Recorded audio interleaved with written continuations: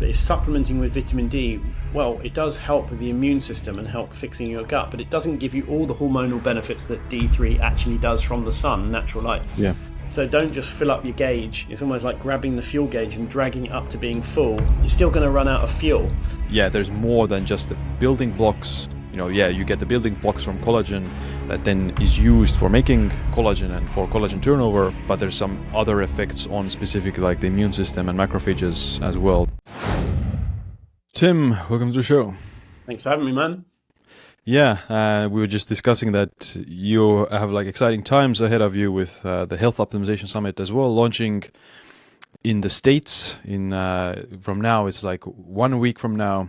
So April 12th and 13th in Austin, Texas, where I'll also be there, and a lot of other different speakers will be there as well. So yeah, how do you feel about it?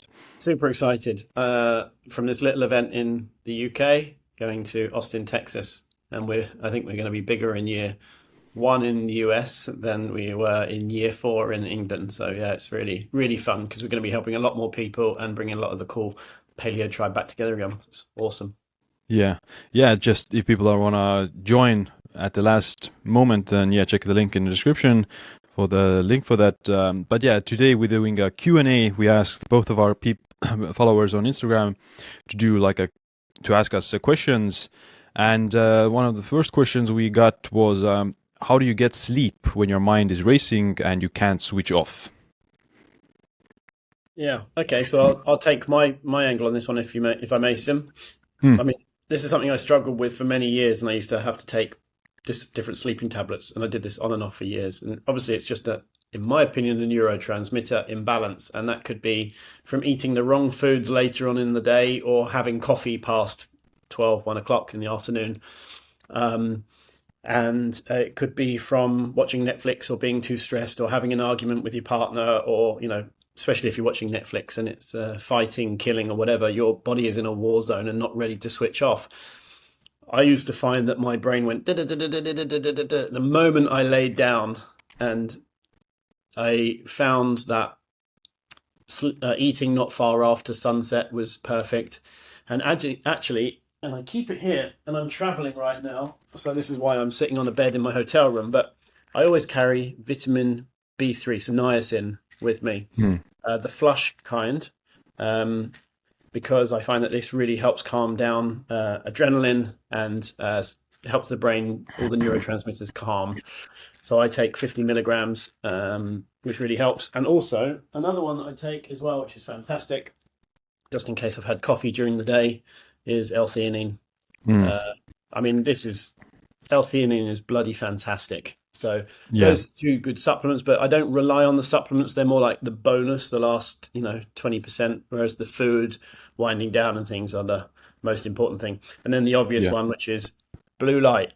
Blue light, our body thinks it's still midday if we're playing with our phone in bed like this.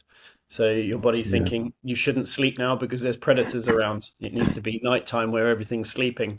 So getting a decent set of blue blocking glasses is really, really beneficial. Wearing them for at least an hour before bed, and not taking them off when you brush your teeth and getting blue light in your eyes again, because that kind of interrupts the whole thing and confuses your body even more. Yeah. What do you think? Yeah. Like I think the mental distress or some, something stressful mentally will be one of the biggest reasons why some people, especially when it comes to the racing mind and rumination and racing thoughts.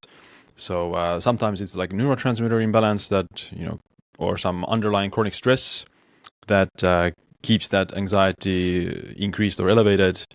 But at other times, it's just you like read some bad news or got a bad email or something like that keeps you just thinking about that thing and ruminating about it. So, it's kind of tricky. And what I've found is that certain like supplements, can help with that, L-theanine and GABA or ashwagandha or a certain few others. But if with sleep is if you're like struggling to fall asleep, you've been in bed in like 30 minutes, then one of the best things is to just get up and go somewhere else and do a little bit, something else. Wearing your blue blockers and things like that, but try to get out of the bed for at least a little bit, because then you're going to disassociate some of that bed with the rumination at least, and you might do something else, read a book or something, and you'll get sleepy naturally by doing that. So that's like one. That's what I usually do if I'm like, twisting in the bed and not being able to fall asleep for whatever reason. Then I'll just get up and do something else for a little bit, maybe like an hour or half an hour, and that usually is enough. And then I go back, and then I'm like already a bit more tired. Yeah, that's super interesting point. I think that one thing that I'd throw in with that is depending on your. I don't know if you've done the Braverman test or not, Siim, but I'd really be interested to know what your results were on that. I'm choline dominant, acetylcholine dominant, and then secondary is dopamine. So obviously, brain and neurotransmitters, obviously specific ones are most powerful for me, which is why things like piracetam, aniracetam, acetylcholine, and most of the nootropics seem to work really well with me just because it's my predominant neurotransmitter. So I think, if someone is dopamine dominant or acetylcholine dominant in their neurotransmitters, then, they do have harder time switching their brain off at night, such as, a friend of mine, Maria, who is GABA dominant, highly GABA dominant. She's in another reality a lot of the time, very chilled and, takes a breath. For her, falling asleep is a completely different ballgame. So, have you done your Braverman test, Siim? No. I recommend doing it. Yeah. It's interesting. I think I might have like some blend. Like I'm dopaminergic in some things, but GABAergic in other things. Next question: thoughts on agmantine sulfate, which is a supplement, and I guess my quick research on it was that it's not really. There's not a lot of human trials with it. It is like a form of like arginine that may have like benefits on like blood pressure and vasodilation, etc. But similar to arginine, but there's not a lot of like human studies on it. So right now, there's no way to say it if it does have any effects in humans, and not to mention like what kind of a dose it would be. Yeah, I mean, all I know about it, same as as we discussed, is that arginine, is really good for nitric oxide increasing, whereas this is really good for modulating nitric oxide. So, I think, I mean, it really depends on your goals. And as you know, with arginine before gym sessions, and it's on a lot of the pre-workout things to help. I mean, there's two thoughts. There's two thoughts on this. Is it? Yeah, it really works, or it doesn't seem to do much at all. I don't know what your thoughts are on the whole arginine thing, but I mean, for exercise performance, for sure. Like there's evidence, both citrulline and arginine. Does it have any like cardiovascular benefits? It's hard to say. Like depends on the person, but the increased blood flow, increased nitric oxide tends to lower blood pressure in people. Yeah. Next question: when I eat, my face flushes red and it gets hot. What do you think is the cause? I'd love to take this one first, if that's okay, mate.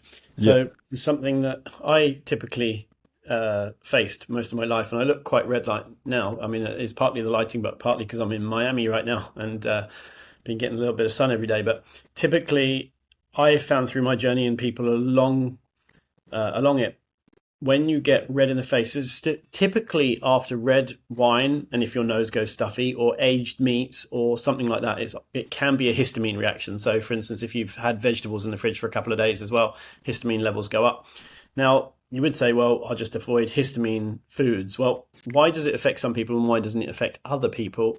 Well, it can be down to several reasons, but two genes specific, or SNPs, are H1 and H2 receptors.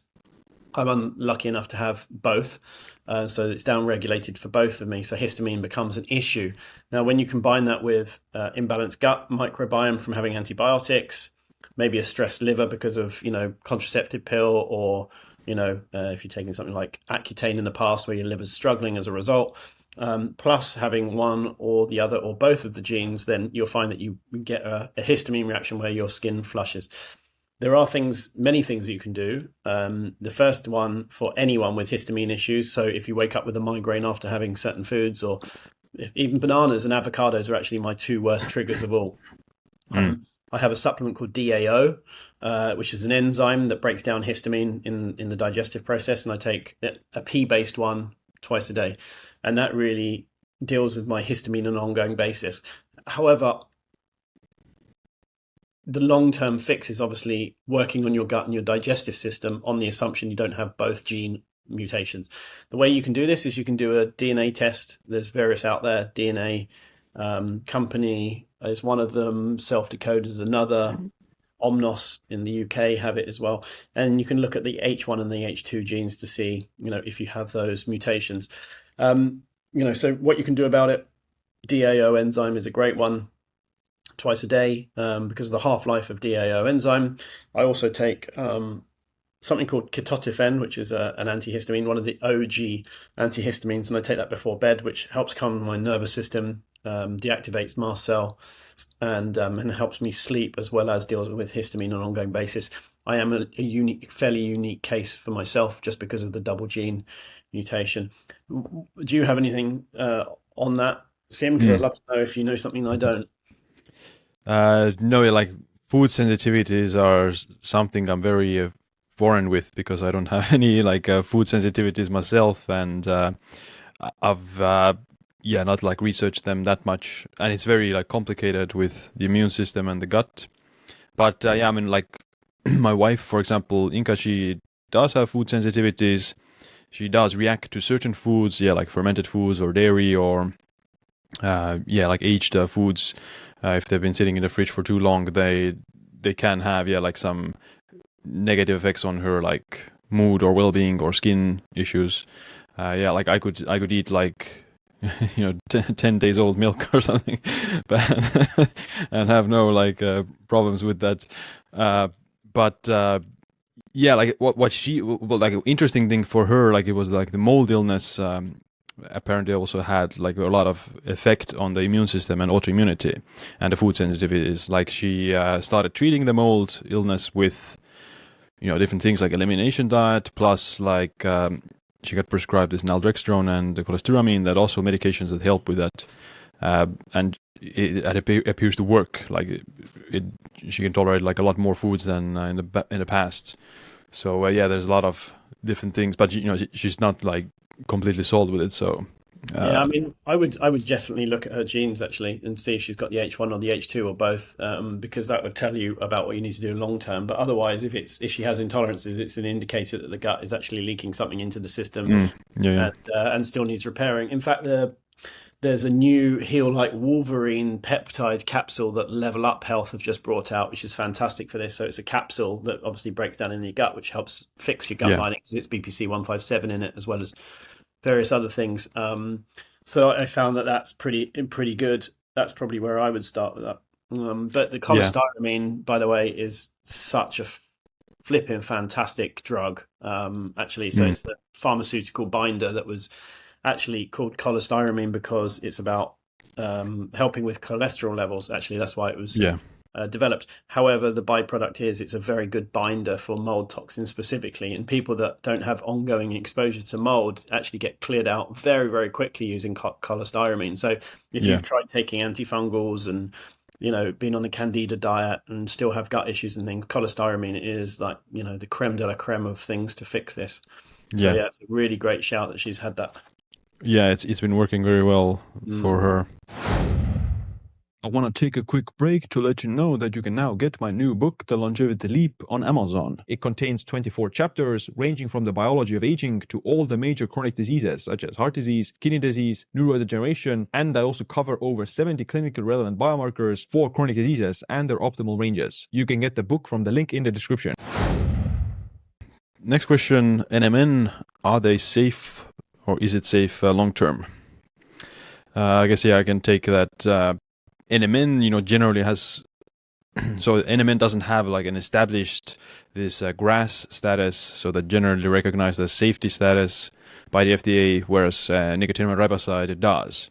Now I think they're both like pretty equally safe from the studies so far, but there's no long-term studies on neither of those.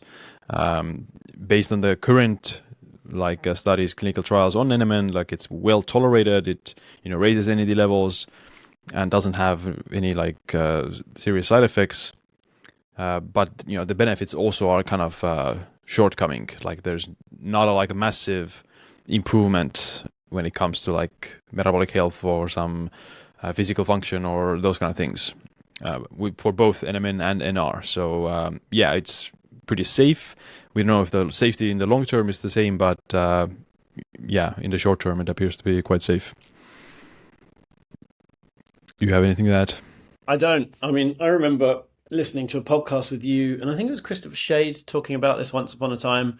And I was just thinking, wow, these guys really know 10 times deeper than me on this topic. It was actually quite insane. So no, I've got nothing to add, nothing to add at all, to be honest. Yeah, we can add the next question, which is does NMN cause excess methylation and increase homocysteine? So that's like the idea that the NMN and other energy boosters, they deplete methyl donors if you take them alone, which actually hasn't been seen to be so. Like in one clinical trial, they actually saw that a large dose of NMN in Parkinson's patients didn't affect methylation and methyl donors at all. So I wouldn't. Yeah, maybe if you want to be safer, you want to combine it with some methyl donor like TMG or something else. But based on their studies right now, there's no fear that it's going to like deplete the methyl donors either. Trimethylglycine is a fantastic one to add in. I think specifically if your diet's not particularly good, if you don't eat a lot of vegetables or things like beetroot or whatever, and if your homocysteine levels are high, then you probably got one of the MTHFR or methylation genes. So trimethylglycine is, pretty much a magic bullet for you. So if you have high homocysteine, trimethylglycine will bring that down pretty damn quickly. So yeah, it's an interesting point, because if it did use up methyl donors or whatnot, trimethylglycine, trimethyl 3, is the perfect methyl donor. And I mean, I take it again before bed, anywhere from 1,000 to 3,000 milligrams, because I have the MTHFR gene, actually several variations of it. Yeah. So yeah, it's one of my favorite supplements of all time, actually. Yeah, it's great. I took it 4 grams for lowering homocysteine as well. I don't know why mine was elevated. Maybe it was some. I speculate it might have been like some mold effect, which I wasn't like feeling at all. But in my homocysteine was always slightly like 10 or 11. I took TMG 4 grams. It got me to like 9.5 or something, but it didn't work beyond that. And what got me to 5, which is like the optimal amount, was HPOT, so hyperbaric. I did like 20 sessions of HPOT, and that actually my wife as well, she saw her homocysteine go as well from like 10 to 5, and mine as well from 10 to 5 from a few months of a HPOT. Yeah. Next question, CoQ10, is it worth it? I mean, I think for people with fibromyalgia or chronic fatigue or some of these things, it's one of the fundamental pieces of the puzzle for your mitochondria or your energy production. And I think it can be amazing. For some people, it does nothing at all, or almost nothing at all. In fact, my father's mentor was the person that isolated CoQ10 originally, which is a fact I found out recently, which is super interesting. Wow. Yeah, I mean, I think it's a piece of a big puzzle. It's not something you should go in and say, "Oh, my energy isn't great. Let's just start with CoQ10." It should be, let's look at the whole system. I mean, to your point about the hyperbaric, which is really quite an interesting point around homocysteine and how it's relevant, is that sometimes it's just the basic element of oxygen that helps the system run better, and you don't need a supplement. So I would explore the avenues of why you think you need CoQ10 in the first place. Are you doing breath work? Are you nose breathing or mouth breathing? Are you snoring through the night? Are you drinking properly, hydrating properly, the right minerals? Are you actually exercising? And all of these things before you wonder, oh, I need more energy. Because I think a common misconception is, and I had this for many years myself, to be completely honest, was I was so fatigued and knackered, I didn't want to use energy exercising because I thought I'd be in a deficit, even more in a deficit. But in fact, when you start getting the body moving, it starts adapting and starts creating more energy, and then your hunger goes up and you start putting more decent food in it. And it's the opposite of a negative spiral. So I think, Mm. adding in CoQ10 is nice, if you're already optimized and still need more. Um, Yeah. but and that pairs very well with PQQ, which I found to be, probably the best Mm. overall energy supplement I've ever taken. What do Mm. you think? Yeah, like, CoQ10 supports mitochondrial function, and exercise increases mitochondrial biogenesis and mitochondrial density. So exercise is for sure like a bigger boulder here. Based on the research, the CoQ10 does support people with fatigue in the clinical trials. So it is, proven to work for that. Interestingly, it does also help with people with heart failure, which is, also characterized by energy deficit or energy problems. So yeah, those are the main populations that might benefit the most. In exercise performance, there's like studies that CoQ10 can increase VO2 max as well. Not like to a very large degree, but still, like people who exercise, they want to support their energy and get like squeeze everything out of their VO2 max. Then that would be one of the supplements to add as well in the list. Yes. Funny you say that about the VO2 max. I just want to touch on that. So when I was at the Ohio clinic last January, February, I did the VO2 max, and the only thing that I'd changed since my previous one was my nose breathing, where I did Mm. it. I've been doing it significantly more, and I was running at full pelt up to 15-minute mark. Wow. Nose breathing, not mouth breathing at all. Literally measured, and I think I was 4 points behind you. And I think there's That's good. 16 years difference between us. So I was pretty excited about that. So it's like, again, it highlights how getting the fundamentals or the basics right and before chucking all of these supplements in, because sometimes your body doesn't need more supplements. It's just going to overburden it versus giving it Right. actually what it needs. Yeah. And HPOT can also help with that, the VO2 max, I think, and Mm. just the oxygenation. Well, for sure. I mean, if just to touch on that, a really interesting topic. I discussed this the other day. Actually, I was on a flight to Miami, and I had my air quality meter on the plane and my EMF reader on the plane, sitting on the table. And the guy behind me, 2 seats behind, he said, "What are you doing?" And I told him. I said, "Why are you asking?" He said, "Well, actually, I work for Airbus, and it's super interesting to find why you're checking oxygen levels and carbon dioxide levels." And then I told him about hyperbaric and how, obviously the increased atmospheric pressure can help us dissolve more oxygen into the blood, but lack of oxygen, high carbon dioxide, means that we're not as oxygenated in the first place. So it's kind of like a push and pull. Mm. And I think, why is it good that we nose breathe? It's because we breathe less, which means that we can deal with carbon dioxide better, which means we then get oxygen into the cell better, because carbon dioxide helps the oxygen get into the cell. So hyperbaric bypasses a lot of that by getting oxygen straight into the cell. So if hyperbaric works for someone particularly well, it's often because they're not oxygenated enough, which comes from actually not breathing measured enough. And that means usually a lack of exercise or a deficiency that's built up over time. So Right. hyperbaric can help. So I love that you touched on that, actually, because it's super interesting area of where, kind of the devil is in the detail. Mm. But it's a really good place to start. Really good Yeah. place to start. So we should like make an airline where you're breathing oxygen during the flight because you're already under the pressure, right? So Yeah. you just need the oxygen in the in the cabin. Yeah, yeah, exactly. I mean, what he said was, and obviously he didn't know it to extreme detail, but he did say we do know from on our planes that we can have less oxygen because it's higher altitude, but with higher pressure, it means that we're oxygenated at a certain level. But the thing is when the carbon dioxide is too high and it's not bringing fresh air in and it's recirculating, then obviously it makes it dirty air, and that means that we get more colds or flus when we're on a flight. There is an Yeah. element of clean air technology going into a lot of Boeings now, I hear, Yeah. which actually brings outside of cabin air in, with higher levels of oxygen and better pressure. So the airline hostesses that I was talking to actually said that they don't really get jet lag in the same way that they used to since applying that. So again, all Wow. piece of the That's natural cool. puzzle. Yeah. Yeah. In the future, we'll have it. Next question. What do you think about a study where omega-3 slowed aging?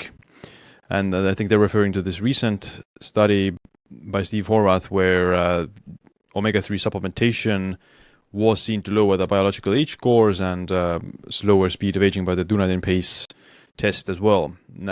And my opinion is that, yeah, like, mechanistically it makes sense. Omega-3s are like so essential for just healthy aging and healthy bodily functions, for heart health, brain health, and other things.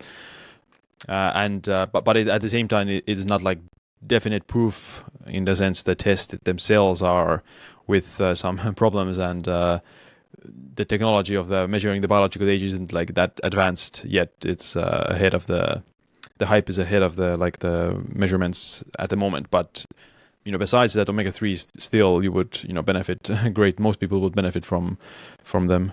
Well, we're so deficient in omega-3 these days compared to omega-6s, which nearly everyone I see tests are out of whack. There's something interesting that Dr. Jack Kruse once said, regardless of your opinion on Jack and his stuff.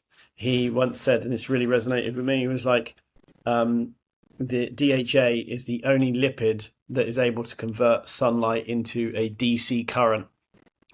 And so if you think about that, if you're deficient in DC, let's say direct current electricity, your body's going to be overburdened and needing more energy. So if you're low in omega-3s, for instance, then how are you going to convert sunlight into energy as well? So it's all, again, pieces in with that. And then if you're low in energy, how's your longevity going to survive? How are you going to be good longevity if your energy is low? You need to be getting the basics. And again, omega-3 from diets, natural diets, is significantly easier than getting it from unnatural diets because it's much higher in omega-6, isn't it? So again, it kind of pieces into the whole longevity thing. Are you getting the basics right? Yeah, absolutely. Next one, optimal astaxanthin dosage, 4 milligrams or more. Is there any need to stop taking it? So I've tested this. I went to 96 milligrams a day. Oh, really? 3 months. In fact, wow. Joe Cohen did the same. I think he did it at 48, I think he said. I think astaxanthin is one of the most fantastic things that you can do to protect yourself from the sun from the inside out. In fact, Joe McCullough talked about it many years ago, back 2016, I think it was. And it's what baby flamingos eat to make them pink. But it's also really, really highly powerful antioxidant, and reduces inflammation quite significantly. And I found that in terms of sun exposure that I could cope with at higher UV levels, and I'm very prescriptive with it. I have an app on my phone to measure it wherever I am. At all times when I'm out in it, I found that having astaxanthin almost 50% more time in the sun without not burning, because I won't get to the point of burning. Really? So I think it's such a fantastic thing to have. And also I've noticed that Nordcode, they have an omega-3 supplement fish oil, but they actually have astaxanthin in it to stop it oxidizing. So therefore you don't have rancid fish oils. So I'm a big fan of it. And I think the dose, you can start on 3, 6, 9, 12, 24, 36, 48, test it depending on how sensitive your skin is and what you want it for. But there is a thing within the supplement industry, though. If you actually look at how much astaxanthin is in there, they say 12 milligrams, of which X milligrams is actually astaxanthin. So you have to look very carefully if you are buying it. Yeah, I agree. Like it's very potent for protecting against UV radiation, and there are actually clinical trials in humans, and that it helps with improving photo damage, photo aged skin in humans, and potentially some wrinkles as well.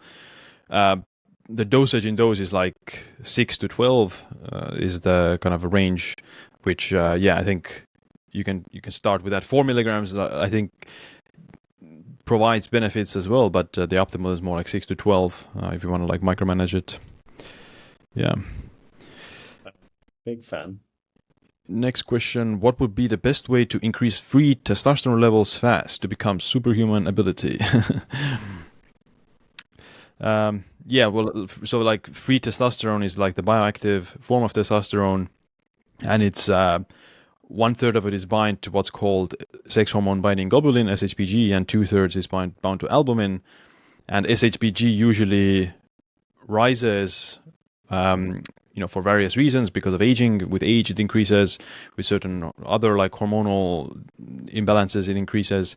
But like for most people, average people, it's going to be because of energy restriction or some low thyroid or like calorie restriction. Those things tend to raise SHBG plus carbohydrate restriction. So they find is that the low carb, high protein diets increase SHBG, which then results in lower free testosterone levels. Whereas adequate carbohydrate intake, something like 40% carbs, appears to be optimal for the lowest SHB production. So, and it actually even applies to specifically like high glycemic carbs as well. So something like, so the quickest way to lower SHBG would be probably to eat like a high carb, high glycemic meal for a few days, and that would typically like increase your thyroid function, increase the free testosterone, lower SHBG levels. Granted, how long or how frequently you would do that depends on your goals and body composition, but yeah, like some sort of a healthy insulin spike with high glycemic carbs is actually a very fast way to lower SHBG. And another one is like the boron, which is like a supplement that also lowers SHBG, but that's a more like a long-term and a smaller effect. Well, I think just to add on a couple of those is actually our colleague, friend Max from Flowfest Hmm. down in Germany. He did a 30-day testosterone test every day and was checking the different things that would tank his testosterone or increase it. And, the things that you would think would decrease it, such as, sex or masturbation, really did very little difference to his daily testosterone rate. But the thing that tanked it to almost zero on a consistent basis was when he was stressed. Hmm. So stress literally kills testosterone. So if you're Yeah. not meditating, and if you have a stressful job or have stresses and a difficult partner or whatever it may be, this is going to tank your testosterone more than anything else. So I think, the element, again, taking it back to basics is, what can I take or what can I do to increase this? Well, what are you doing that's already decreasing it would probably be, the better question to start with. There are obviously peptides, which I've tested as well. So I was on TRT for quite some time and really enjoyed it. But when I wanted to come off of it because fertility was low, um, using things like HCG or kisspeptin peptides was fantastic. And it took me from, low fives Hmm. up to 25 Wow. within 10 days. So it's Hmm. pretty fantastic stuff. So there are peptides you can work with, but I would say again, decrease stress, improve your meditation, do 10 minutes a day minimum, and you probably find that works as well. Yeah, and yeah, if you're like super lean and super low calorie intake, low carb intake as well, then yeah, that's just not the environment for optimal free testosterone. Like being super lean for men is best something like 10% is kind of the sweet spot for hormones. Next one, magnesium supplements give me anxiety. I googled and I'm not the only one. Why is this? Do you know that, or have you encountered anything like that? Um, I don't know. Well, if you think about this, the mechanism for anxiety can often be gut related. And many people that have IBS or gut issues actually have a lot of anxiety, and it kind of starts in the gut and then it goes up to your mind and your brain's on there. And I think this is probably because if you're worried about what's going to happen where you are, if there's a toilet nearby, that also increases anxiety. So people that have more balanced microbiome typically have less anxiety. Also, if you have the MTHFR gene, not to go on about it too much, but people that have the MTHFR gene or variation of MTRR or COMT often have increased levels of anxiety, which comes from neurotransmitter imbalance. So things like trimethylglycine or methylfolate actually helps with that very quickly. The reason why magnesium might be at play here is because actually magnesium is not an irritant, that's the wrong word. It helps speed up gut motility. And again, that can play with the neurotransmitters and also play with your mind in that regard. Typically, though, the right magnesium form will actually help calm the brain and help calm you down because magnesium helps the body relax. Potassium helps it tighten. This is where the heart pumps from the magnesium and potassium balance, which is why it's important to have more magnesium. So I would look at things like heart rate variability to see if your heart rate variability is quite high or low. What your diet would be like if you are having enough of natural magnesium, and maybe try magnesium IV at a clinic and see if that gives you anxiety. Because if it doesn't, when you have it IV, it's not the magnesium, it's the digestive system. So that's probably Mm. what I would connect it to. What do you Yeah. think? Yeah, it's kind of interesting. There might be other gut issues might be there. The second thing that magnesium can affect is like the kidney function. So like people with poor kidney function, they have problems excreting not only sodium and other electrolytes but also magnesium. So if you're kind of taking more supplemental magnesium, then it might not get excreted by the kidneys, or there's some like inflammatory response from there. So it's not specifically I wouldn't know like the specific mechanism for there. Uh, for the like brain, like the best bioavailable oral magnesium is the magnesium L-threonate. So you could try that, maybe that, because that's more crosses the blood-brain barrier, unlike the other magnesiums, and is more bioavailable for the brain. So that could also like be something to try. Because there's different types of magnesium. You might be actually reacting to the type of the magnesium that it's bound to, maybe sulfate or bisglycinate or taurate or something like that. So Fair point. I mean, there is actually only one form of magnesium, and that's magnesium. But because mm, if you look on the periodic table, there's only one magnesium, but right. it's exactly what it's bonded to, so the body can absorb it and utilize it. It's actually why I like the brand Upgraded Formulas, actually, because it's nanoparticle magnesium, meaning that it's being broken down, so it's smaller than the cell, so it can get in there easier, and it's Mm, not because it's not bonded or bound to a larger compound. So that actually comes in magnesium chloride in liquid drips, and it bypasses the gut straight into, basically it's almost liposomal essentially. So yeah. Upgraded Formulas by Barton Scott, friend of ours. I really recommend. In fact, I travel with the potassium, the magnesium, the manganese, the boron, and the zinc. All of those, which are the fundamental minerals that I'm usually deficient in. Mm, yeah. Next question: what about choline supplements? Uh, what about the choline supplements? So yeah, like, do you take choline or not? Well, yes and no. I mean, first of all, choline in eggs. I mean, there's a really interesting data around how pregnant mums fed choline or lots of eggs, egg yolks specifically, had higher IQ of children. Mm, Now, if we look at pretty much every nootropic that's on the market, what does it do? It increases the way the brain uses acetylcholine, either opens up the receptors or gives it more. So that's the common factor in pretty much all nootropics. So having choline is obviously beneficial to that. There are things like qualia, which I really like. Qualia, I think it's probably the longest serving nootropic that I've ever taken, and I'm not saying that for any sponsorship reasons. Really was the one that I stumbled across back in like 2017 or 18. It's got choline in it and various other things. So I find, because my Braverman test shows that I'm acetylcholine dominant, choline dominant, obviously they work specifically well for me. mm, So I'm a big fan of eating lots of it with eggs, 2 to 4 eggs a day minimum. I don't care so much about the egg whites, but I do have them. The yolks are the most important part for me. And then supplementing with something like qualia or one of the other nootropics that have choline in it is good.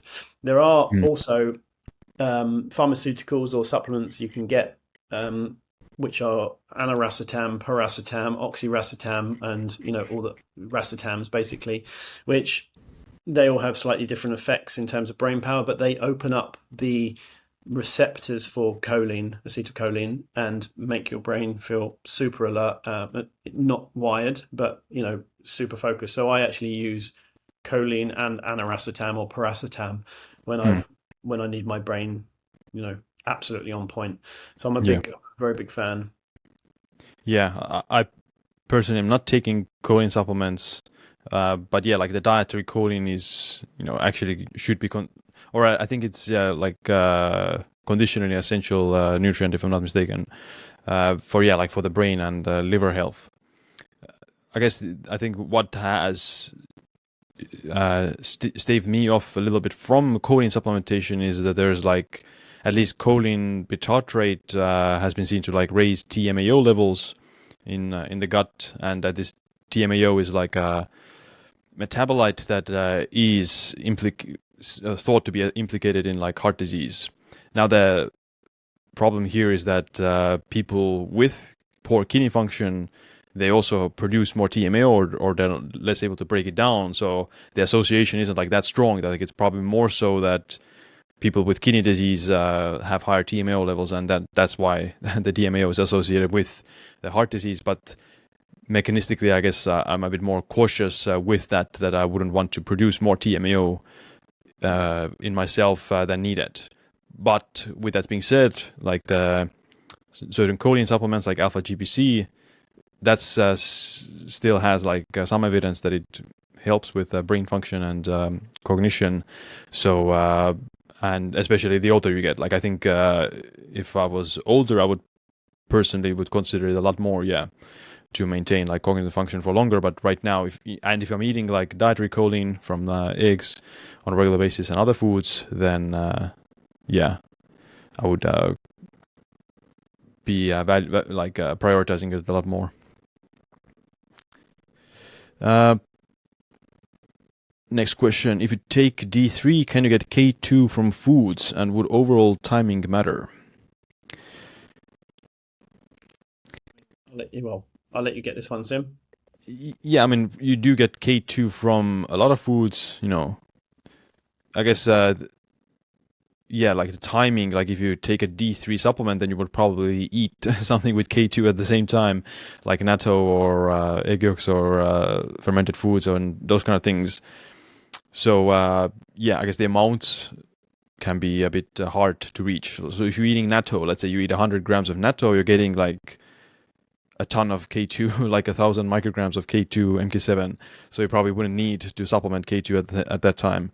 But most D3 supplements just have the K2 added in there already, so it's quite convenient. I mean, it's actually a really interesting thing, the D3 K2 actually, because so many people just take D3 and they say, "Oh, I need my vitamin D levels are low. Vitamin D levels are low. I'm going to take it," and they don't realize that you have to take it with K2. The simple thing for those that are listening that want a little bit more detail around that specific question and why it's important to have D3 and K2s. Vitamin D moves calcium around the body, one of its main functions, and vitamin K tells it where to go. So if you're just taking vitamin D3 on its own, you're going to be moving calcium around the body, which is great. You're halfway there, but without the K2, and there's various forms of K2 as well, like Mark 4 and 7. You're not going to be telling it where to go. So if you want your bones to become stronger, vitamin D3 and K2 will help. So for instance, my mother had osteopenia, and we reversed it by using K3 and D3 and K2, sorry. And that was within a 3-month period. So it really shows how this stuff works. So be careful with supplementing it though without K2. I think it's madness, actually. Definitely. And there's so many good sources of it. But the other thing is that on D3 is like, if you do have low levels, this is one thing that Joe McCullough once told me, is like vitamin D is a marker. It's almost like your gas tank gauge. It tells you how much natural light you're getting. And so if it's super low, you're not getting enough natural light for your skin type. If it's super high, then you are.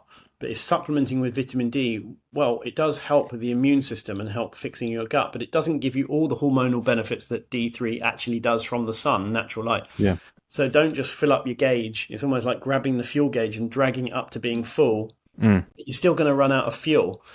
So bearing in mind that, it's good in winter months in Northern Hemisphere to have, better levels of vitamin D, but again, you can't really sidetrack having enough natural light for your skin type. Yeah. So, example, the highest rate of prostate cancer in the world is with African men in the Northern Hemisphere because they don't get enough sunlight. Supplementing with vitamin D3 and K2 actually brings that down significantly. So it does show how it does help, but it's not the full picture. Yeah, like you don't get the infrared light and the other benefits from the sunlight from the supplement. Next question: does too high protein cause urea problems? So usually, urea, uric acid, etc., like they're a marker of like kidney issues, but high protein diets themselves don't like cause kidney damage or cause kidney issues. they're more about like if you have already existing kidney dysfunction or some suboptimal kidney function, then they can accelerate it. So it's not like the protein itself is the issue. It's more about who is consuming the high protein diet. If you have suboptimal EGFR and low cystatin C, then that will be like the scenario with poor kidney function, and in that scenario, reducing the protein intake can help to like manage that to a certain extent. But yeah, other than that, a high protein diet doesn't really have that problem. Yeah, I mean, I agree. Again, if you've got digestive issues or a leaky gut and things are getting into the bloodstream, it's going to stress the kidneys. So if you're taking way too many supplements, you're going to stress the kidneys, especially if your gut's not good. And then that means that your liver may be sluggish. So you might want to look at that. So it has a knock-on effect: liver, gut, kidneys, and then too much protein might find their way in and stress the kidneys. So in the short term, there are things that like alpha ketoglucarate, which helps actually bring that down quite well. And so for some people that works very good, but it's not a long-term strategy. It's a short-term. I would again look at, I hate to say it yet again, but the MTHFR or MTRR genes, because again, detoxification, breaking down chemicals, methylate to break down, could be the reason why you have a leaky gut or any gut issues in the first place, which then spiral down to stressing the kidneys from having too much protein. So that's definitely the route I would go down personally. Yeah, and one thing to manage the kidneys on a high protein diet and reduce the risk of progressing to more, let's say, towards kidney dysfunction is to increase fiber intake. So fiber actually binds to a lot of these protein fermentation byproducts. So if you eat a lot of protein, you might produce some of these byproducts like TMAO or others fermentation byproducts, and the fiber and these plant polyphenols, they reduce that. So usually what you see is the high protein, like a higher fiber intake mitigates like a lot of the potential harm on the kidneys from like a very high protein diet. Are you saying eat better, eat more fiber, more plants, eat a balanced diet? Yeah. That's a novel one. Next question: Hayfever remedies. Dun, dun, dun. Why do you have hay fever in the first place? Again, H1 or H2 gene that we talked about earlier on for histamine. And that's why some people get bad hay fever and some people never get it. For me, it triggered when I was about 8 or 9 years old. But I do have the double gene. So natural remedies would be DAO enzyme, or propolis as well is also one, which can help stimulate your body so it gets more used to histamines. I say the DAO enzyme is probably the best one of all. Medical pharmaceuticals of antihistamines can be great, but again, it does do something, I think, to work on the root cause. So if you look at your genes and see if you've got an H1 or H2 gene, then DAO enzyme is pretty much the best. And if you don't have those two genes, if you don't have those two SNPs specifically, and then if you've got hay fever or stuffy nose after drinking red wine and things like that, then it's probably just a gut issue that you need to resolve, which stems back to the liver. So it really depends on you as an individual of what your genes are saying. But the fix is actually very okay. As long as you know that it's not a gene one, it's actually very easy to fix in the long run, fixing your gut with some of the things we've already discussed. And if it is gene related, then you can buy the DAO enzyme and try various other things just to support yourself so you don't have to suffer too much. I reduced mine by probably 90% in summer months. Wow. Next question. Do you think the benefits of collagen in randomized controlled trials are because of increased glycine mostly? There is, like an element of effect from glycine. So collagen is 30% glycine, and glycine supports collagen turnover. There's no like specific skin anti-aging studies on glycine, but there are for collagen. And there was a mechanistic review from 2020 that looked at, okay, why does collagen have these skin anti-aging effects? And they had like 3 mechanisms.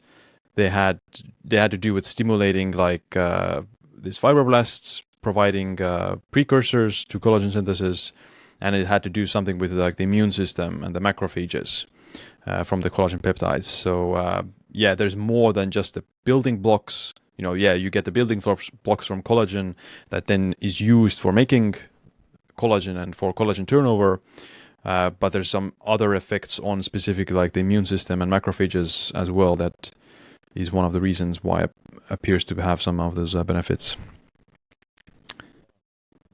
Have you used collagen? I use collagen every single day. In fact, I carry around the bulletproof sachets with me when I'm traveling and have it every day. And I Nice. take glycine, actually 4 to 8 grams split throughout the day, and I actually add it to my herbal tea because it makes Mm, it really sweet. yeah. So the glycine and the collagen I do on a daily basis without fail. Mm, Um, I mean, I think when you break down proteins and amino acids into its basic building blocks, the amino acids, and when you look at how peptides are made in the body, because obviously it goes protein, amino acids, which are the building blocks of protein, but then you look in the middle, it's peptides, polypeptides. So those peptides are what we buy as supplements now, but basically it's the body's doing its own natural processes. That's what we're telling it to do with these peptides. So having the right amino acids in the right ratios added into your body helps your body mm, do what it's supposed to do. So I think there is a fundamental beginning part in terms of the amount of protein and how bioavailable it is and what source it comes from.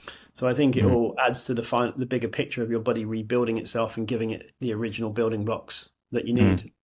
Same with Right. arginine. Exactly the same with arginine. Again, it's just an amino acid um, that makes the body do something specific, and that specific task of that specific one is vasodilation and to relax blood vessels and things like that. And Mm. each different one has a different effect. So I like the ratios of collagen. It seems to work well with me, and I mean it's keeping me at 46. All right, I think. Yeah, like the peptides can be so some of the peptide, what's the structure and the small molecular size is what makes them more bioavailable. And I mean, like with PPC 157, for example, it's derived from a natural compound PPC, but the PPC 157 itself is like a synthetic compound that you can't get naturally. So yeah, obviously you want to get a good diet for sure. But I guess the peptides are, I'm quite interested in the future of the peptides in healthcare and longevity optimization. Sure, for sure. I mean, I love that Gary Brecker did an explanation of it the other day about BPC 157, and it was actually so eloquently said. It was fantastic. But essentially, your body has different signaling from the liver, and it tells the body to do different things. And BPC 157 as a signal is heal, heal, heal, heal. So if you're supplementing BP 157, yeah, it's a synthetic way of getting the body to do something that it usually would do itself. So it increases that. And having the right amino acids in your diet helps your body do that naturally, or you can supplement, i.e., to give it short term. So yeah, Mm, so I think it's the future of medicine. I think are peptides, to be honest, especially when mm, you look at things like GLP-1s and whatnot. These are essentially peptides of things that happen in the body naturally, but we're now learning to inject them and charge them as drugs. So they are yeah. super effective, and I think the way the world's going with Ozempic and things like that right now, it's proving peptides are becoming the future of health. So Mm, interesting to see where it goes. yeah. Yeah. And last question we have is using AI for health. Do you use it? How do you use it? How accurate do you think it is? Well, I love this topic. Obviously, it's the thing of the now. For me, how have I adopted it? Well, I heard actually Ben Greenfield and I recorded a podcast about a year ago now when ChatGPT started getting its fame, I guess properly. And he was like, well, it's going to come to a point where everyone feeds everything into it and it tells you exactly what's going on. With the more knowledge that we get, the better it becomes. And I think there's a lot of systems now linking things in together. I, however, have used it in quite a few different ways, uploading all my blood tests into it. I have an ongoing project with it. So I'm really keeping an eye on everything so it can cross-reference and be pretty accurate. Where I put it to its test initially was, before I started trusting it a bit more, was this. So I've talked about the MTHFR gene quite a few times today, and Mm, methylation and why it's so important is obviously very important for me and my family. And probably 40% of the population have it in some form. So when I see someone's DNA tests and I see what their MTHFR or MTRR and COMT statuses are, it would usually take me over the space of a couple of days of researching to work out what ratios of B12 methylfolate, or if it's an inactive B12 such as hydroxycobalamin or adenosine or trimethylglycine and stuff.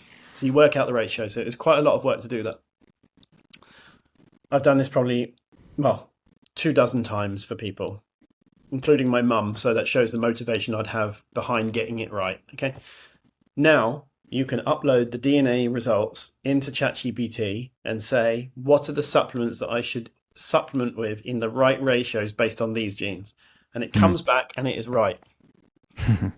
So I would say it's fantastic. And the more people that use it and the more data it gets, the more accurate it becomes. In fact, it's pretty accurate already, just in that one instance. So imagine what it's like cross-referencing all of your blood tests, all of your DNA, your urine analysis, all your journaling about your mood or whatever's going on, and it can tell you, okay. So I think it's fantastic. And it's a calculator for words, ideas, and possibilities. So we can add things up now and have the answer without having to do all of the thinking like before. Yeah. How do you think it's going to affect the industry or everything? Yeah, I agree, like, with the general sentiment that it will be, very powerful in making these connections and cross-linking stuff.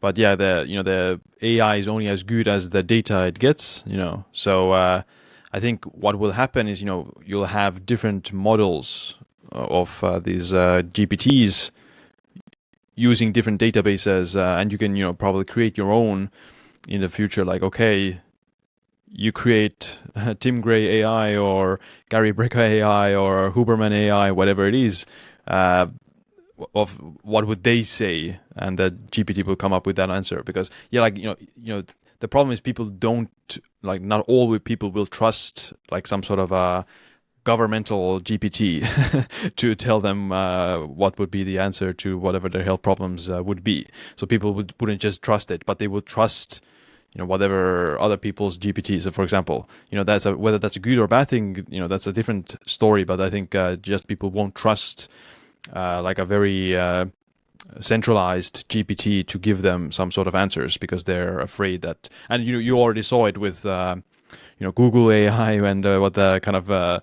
ideologies they might have inserted there. And so you will have a lot of places where or GPTs where this the programming, or like how it's programmed and what it's fed, the information what it's fed, can hugely influence what the outcome is. But if you create your own GPT somehow with your own like data, like, okay, only look at this data or something that I would trust, then that's certainly going to be more popular. I guess that can also create more polarization, because you'll have my GPT said this, I trust my GPT more than your GPT. It's interesting times for sure. It's a very interesting point you raised there. I mean, I've tested this on multiple people's ChatGPTs actually, and say, can you tell me what I should do about this X problem? And it comes back with something or other, very mainstream. Like, okay, can you tell me this now in the biohacker mindset? And it comes back, it's so accurate, like so accurate, I think. But like you say, it's only as good as the information put into it. So people say, well, AI would take over the world. But the thing is, if electricity stopped, it would be no more. If humans stop putting more information into the internet, then it will only know up to that point in time. It requires humans to be able to input stuff for it to continue. Otherwise, it goes. So it's reliant on us, just as the bacteria and viruses are reliant on us as humans keep going. So, if we stop learning in the real world, that data stops going in and it can't help. So it's a very interesting, the amount of data that's going into it, about the output that's going to come out as we learn as humans. It just has a good way of figuring it out and, cross-referencing it all. So it's going to be a big difference. I think what you're doing is that creating your own project there and uploading your own data and giving your own feedback to it and teaching it that way. Like that's right now it's like a very advanced already. Like because it's just gonna do it much faster. All these connections. So it's already like quite good for that. purpose. I can't wait to say to it, here's my DNA, tell me which peptides I should be taking. That's Yeah.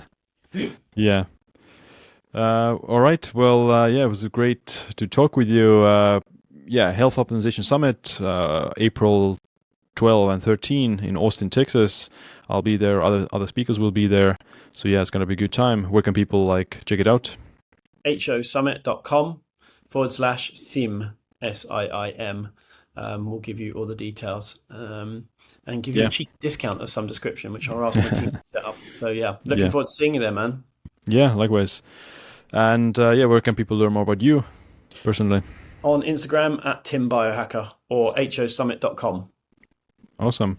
Put the links in the show notes. And yeah, it was great to see you. I'll see you in Austin in a week. Thanks, man. All right, that's it for this episode. Make sure you check out my new book, The Longevity Leap, on Amazon. I'd also appreciate if you share this episode with a friend or family member. Other than that, my name is Siim. Stay tuned for the next episode. Stay empowered.